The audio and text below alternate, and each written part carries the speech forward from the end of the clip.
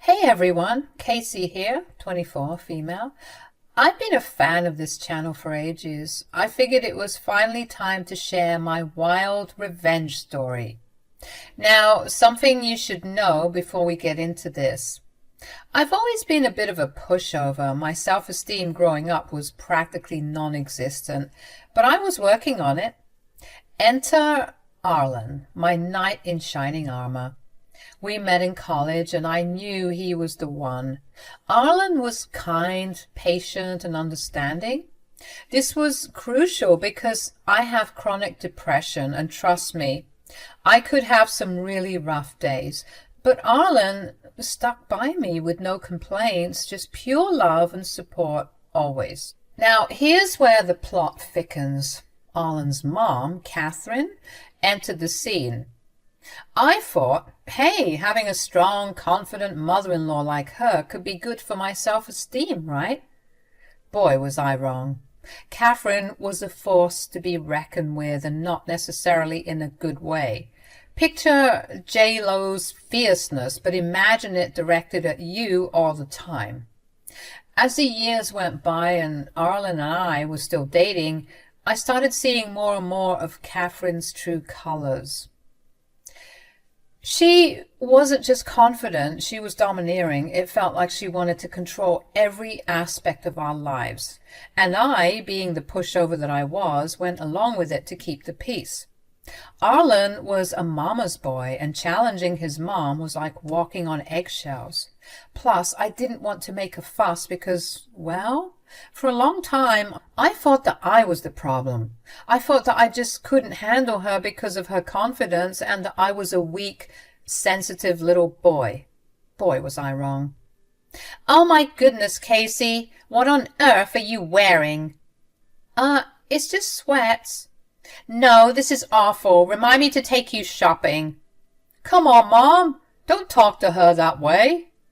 Oh, shut up. I'm not talking to her in any way, just as a concerned future mother-in-law. She would always give me this hot and cold behavior. She loved backhanded compliments, so it was hard for me to determine whether she was just being feisty or downright bitchy. So here's the deal.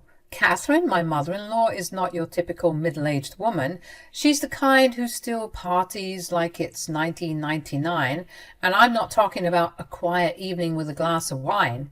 No, we're talking shots of vodka, whiskey, tequila, you name it. Just out here living her best life all day, every day. Now, don't get me wrong, I understand the appeal of a good time, but when your mother-in-law is throwing back shots like she's still in college, it can get a little, well, wild. And this isn't just a recent development. Catherine has been a party animal from the get-go. In fact, her partying ways back in college is what landed her in a bit of a pickle, pregnant at 19 with Arlen. Classic case of not knowing who the dad was because she was living life on the edge. You'd think someone her age would have outgrown those antics, but nope. Catherine was still going strong. Now, I tried to cut her some slack for her attitude, considering her history. I mean, it's not easy being a single mom at 19, not knowing who the father is and having little to no support from friends and family. But her wild and mean streak was taking a toll on my mental health. Every time I was around her, my anxiety would flare up like hormonal acne, and I'd feel like garbage. It was a constant battle between my desire to keep the peace and my need to stand up for myself. So I decided to spill the beans to Arlen. I poured my heart out, explaining how Catherine's behavior was affecting me. Babe, we need to talk. What's wrong, babe? It's about your mom. I know she can be a bit crass and wild, but I don't know, babe, it's getting to me. Oh my God, I didn't realize. I'm so sorry. I'm going to talk to her today. Don't you worry about a thing. I know she can be a bit much sometimes, so I'm going to ask her to let up with the jokes and stuff, okay? Thanks, babe. So just as he said, he had a talk with his mother, and for some days I felt at peace. Catherine didn't text me or apologize or anything. I just assumed that things were going to be okay, but obviously that wasn't the case. Catherine called me out of the blue one day and I answered it. Hey, Kath, Cut the crap, Casey. What's your deal with me? Huh? You trying to turn my son against me? Is that it? Huh? What? What are you talking about? You think you can just waltz in here and make me look like the bad guy? Well, you got another thing coming. Catherine, I don't know what you're talking about. Don't act all clueless now. You told Arlen that I was being too mean to you. It's not my fault you don't have any thick skin. I told him I'd tone it down or whatever. But believe me, I'm going to make your life a living hell. No one gets away with accusing me of something so stupid. I mean, seriously? Catherine, wait, please, let's talk about this. You couldn't even face me like a grown woman. How pathetic. You don't deserve any change or respect from me. Huh. Her threat scared the bejesus out of me, and it only made dealing with her more exhausting. But before I could say anything else, she hung up the phone and left me shaking, reaching for my anxiety meds. I didn't know what to say or do. It all felt like it was happening too fast. Unfortunately, she wasn't lying about what she said on the phone. As the weeks went by, it seemed like Catherine was on a mission to push every button I had. Snarky comments, passive-aggressive jabs. She was a master of the art. The tricky part was that whenever the three of us hung out, Catherine would flip a switch. While Arlen was around, she'd act like the sweetest angel to me, making him all happy. But the moment Arlen left the room or wasn't there, it was a whole different story, vicious and rude with no holds barred. It was like living in a twisted game of good cop, bad cop. I felt like I was walking on eggshells, not knowing which version of Catherine I'd encounter that day, always depending on Arlen to be there with me so that I could avoid her crap. The mental gymnastics of trying to keep up appearances were draining the life out of me. I was scared and exhausted, and I didn't know what to do. You might be wondering why I didn't just talk to Arlen again. Well, to be honest, I was scared. The fear of what Catherine might do if Arlen found out about what she was doing scared the crap out of me. I just decided to become a puppet in her little charade, all for the sake of keeping the peace. But whose peace was I keeping? Telling Arlen the truth felt like opening Pandora's box. What if he didn't believe me because of how nice she was acting? What if he would confront her and she would put on a show and flip it back to me? What if he did believe me and the situation would just strain his relationship with his mom even more? 1,000,001 things could have happened, and I wasn't about to find out. I felt trapped in a no-win situation, silently enduring the storm that Catherine had let loose. Days turned into weeks, and I became a master of putting on a facade, smiling through the torment, pretending everything was hunky-dory. All the while my stomach churned with anxiety. It was a relentless game, and I was on the losing side, unfortunately. I didn't know if I could handle this any longer. I was even on the verge of telling Arlen about everything, but I kept on second-guessing myself. A couple of years went by, and I did my best to avoid Catherine, but obviously I couldn't hide from her forever. You'd think she'd get tired of bullying me, but I guess I was an easy target for her. So she just kept going on and on. She'd say things like, "You're so useless. I don't even know why my son is dating you." And, "You're taking all of these meds, but you're still such a shaky little mess. I think you need to get a refund, sweetheart. This is all so pathetic." I was about to lose it. I was even considering ending things with Arlen, even though that would crush me, but I wanted to prioritize myself and my mental health. And at the moment, that seemed like the only solution. But one day, I found a ring in Arlen's jacket. He was planning on proposing. My heart melted instantly, and I knew I couldn't leave him. He wanted to marry me. Me, of all people. Could you believe it? I was over the moon. And those rose-colored glasses were on, honey. I started thinking that maybe Catherine would finally respect me if she saw that we were engaged, so I decided to button my lip about ending things and start being hopeful for the future. Well, after all the proposal excitement, I turned 23, and guess what? Arlen decided to pop the question on my birthday. It was like a dream come true. I, of course, pretended like I knew nothing about the surprise, and we were over the moon. Surprisingly enough, just as I had hoped, it seemed like even Catherine was catching the love bug too. When Arlen dropped the news, she was actually happy. For once, it seemed like she was easing up on me, and it was a pleasant surprise. With wedding bells ringing in our future, I foolishly thought maybe we were turning a corner in our relationship. Perhaps becoming family officially would thaw out the ice between me and Catherine. Fast forward 2 months and the wedding was in full swing. Everything was rolling smoothly, and even Catherine was doing her usual party antics, downing drinks like there's no tomorrow and dancing like it's her personal nightclub. People either laughed, joined in, or judged her with their friends. All I know is that everyone was having a good time, and I couldn't ask for anything more. At least she wasn't being snarky or rude for once. A girl deserves some peace on her wedding day, right? Arlen and I were on cloud nine, of course, soaking in all the love and joy. The day was special, one for the books. I couldn't have asked for a better wedding with such a high.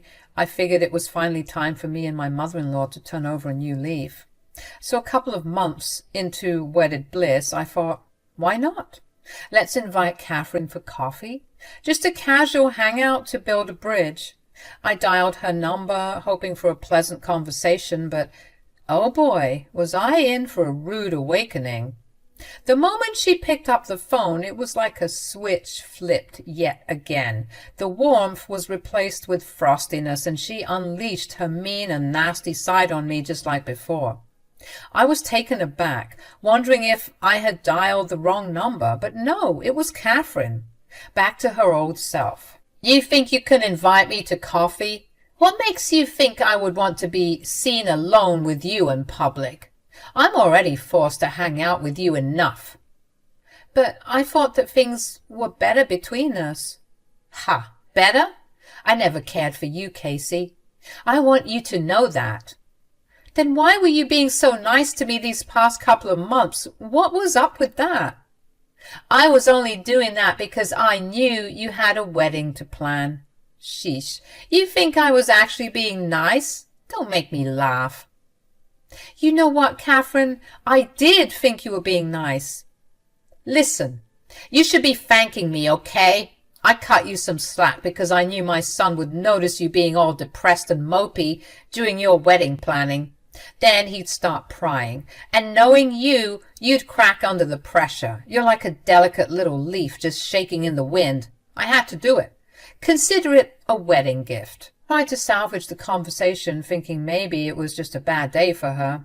But the more we talked, the clearer it became. She hadn't changed a bit.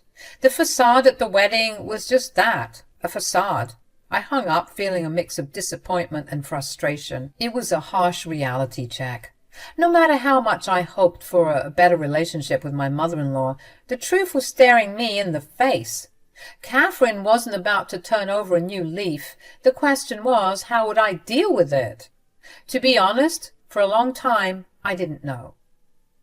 The good thing was I didn't have to know what to do, because one day Catherine just up and left. Life has its own way of throwing curveballs, doesn't it? You heard that right. Catherine pulled off a disappearing act that no one saw coming. One day she just left us, vanishing into thin air like a magic trick, leaving everyone scratching their heads. At first, I have to admit, I was kind of relieved. Catherine's toxic energy was gone, and it felt like a weight lifted off our shoulders. While everyone was worried, I was low-key chilling. I thought she might be off somewhere trying to find a new rich man to exploit, thinking she'd resurface with a new story and more drama. Sue me for enjoying some peace and quiet for a while.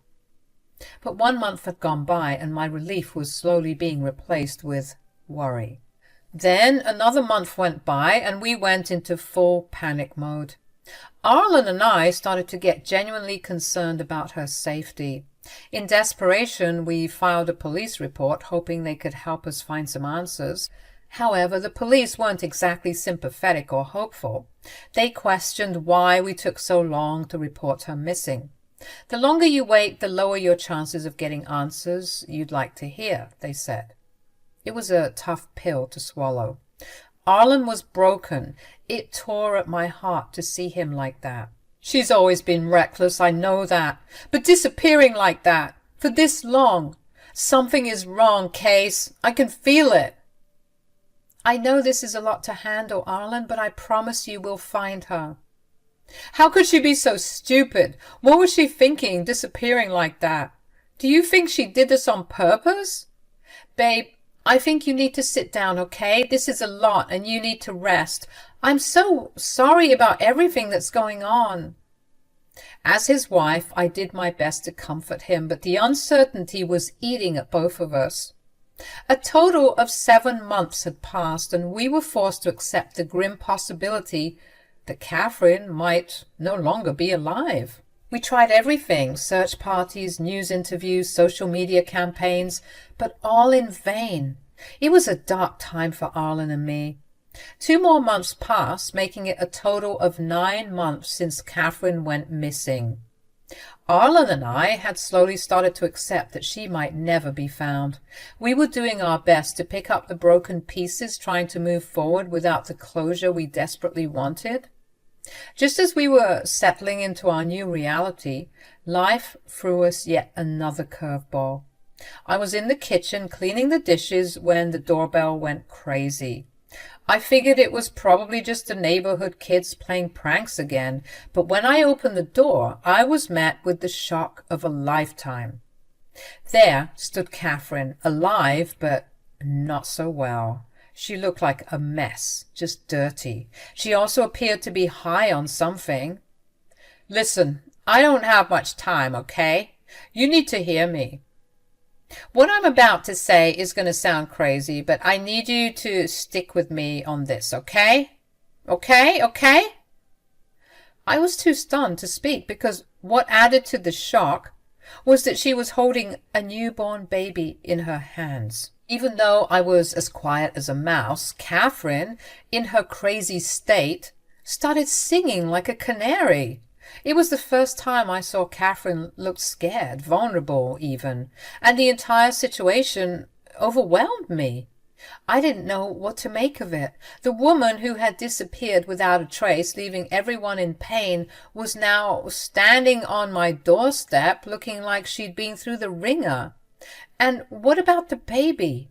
The whole scene raised more questions than it answered. What's going on? Whose baby is this? Like I said, I don't have time to explain. The police are on their way, and I need you to pretend that this baby is yours and hide me in your bathroom. What? Oh my God, Casey, I don't have time to deal with your airheadedness right now. What part of this are you not getting? All of it. Ugh, I don't even know why I came here, but I'm here now and I need your help, okay? I think they saw me coming here, so they'll be here soon. Take the baby. Not until you tell me everything that's going on and where you've been. We were worried about you, you know. How could you vanish like this? And why do you look like that? Are you high? Is this baby stolen? What? No, that's crazy. It's my baby. She said that as if it was the most normal thing to say. I felt like I was in some horrible nightmare. It's my baby, okay? I gave birth a week ago. That's why I've been gone. I couldn't face you people with a baby bump. Who's the father? Some man I met in Cali, okay? Jesus, is this an interrogation? I told you, I won't help you until I get all the details. Ugh, fine. His name is Ernesto. He's this swanky guy who's really cool and rich. He's been my secret lover for like 3 years now. 3 years? Why didn't you tell us? Because he does some not-so-legal things. Is that why the police are on their way? Casey, you're getting on my nerves. Let me in and take the damn baby, will ya? I swear to God, it's like I'm talking to a plank of wood, so dense. Even in this crazy situation, Catherine still found time to be a jerk to me. It's almost impressive how she can keep up her bad attitude. I asked Catherine if she was sure the cops were coming, and she was all confident and scared, saying they were on their way. So, against my better judgment, I let her inside and took the baby. Time passed and no sign of the cops. Catherine, thinking they wouldn't show up, went back to her usual mean self towards me. Unfortunately, Arlen was away on a business trip and he wouldn't be back for another week. I didn't tell him about this because I didn't want him to worry. Don't judge me, you all. I panicked. It was all too much to handle. So that means we were left alone with each other and a newborn baby to take care of. All of those feelings of anxiety came back. Catherine, maybe because she was high or stressing out, started telling me more about her situation, stopping often, showing a mix of embarrassment and anger at her current problem. Turns out this Ernesto guy she got mixed up with was really bad news, dealing in all sorts of shady stuff. Now, she was being chased after by the cops because of the crap he was doing. 2 days went by and it seemed like the police had lost Catherine, and she had become ruder and ruder with each passing minute. She also dumped her baby on me like I was some nanny, and I was getting fed up. But just when we thought we might catch a break, I heard the doorbell ring, and to my surprise, 2 police officers stood at the door. I was holding the baby and Catherine was pigging out on the couch. When the police arrived, Catherine sprinted to the kitchen to hide like a kid caught with their hand in the cookie jar. The cops started asking questions, describing Catherine's appearance and wanting to know if I knew anything about her. That's when it hit me, the perfect chance for some payback. I was going to save her, but then I thought, why? Because all she's ever done is treat me like crap. Even now, after clearly making such a big blunder, she was being mean and pawning her kid off to me like she didn't give a damn.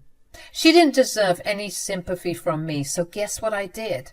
I spilled the beans, telling them I knew exactly who they were talking about, and surprise, she was in my house right now.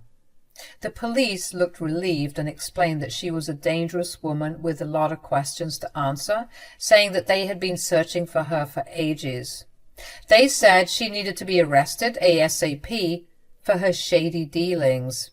But before they could barge in and take Catherine away, I was asked if I could have a minute to talk to her. So there we were, me, the baby, and the cops all huddled in the kitchen where Catherine was shaking like a leaf. Casey, what the hell? You let them in? Yes, I did. Why would you do that? Because you're an awful person and you clearly need to be locked up. I don't know what you did exactly, but you're finally gonna get your karma. Catherine started bawling her eyes out, begging me to forgive her and to tell the cops the truth, but I wasn't about to cut her any slack and make up a story for her. I started snitching to the police, recounting everything Catherine had confided in me over the past 2 days, and telling them that she was dangerous. As Catherine cried and shook, the police led her away, and I couldn't help but throw a little sass her way. Who's the one shaking like a leaf now? So now I'm just here waiting for Arlen to come home from his business trip. I don't even know how I'm going to tell him about all of this. And on top of that, we have to raise his half-brother because of this drama. Please help me out in the comments, you all. Give me some advice on how to handle this situation, please. Despite the craziness and having to face my husband, one thing I can appreciate is that Catherine's in a holding cell, awaiting trial where she clearly belongs.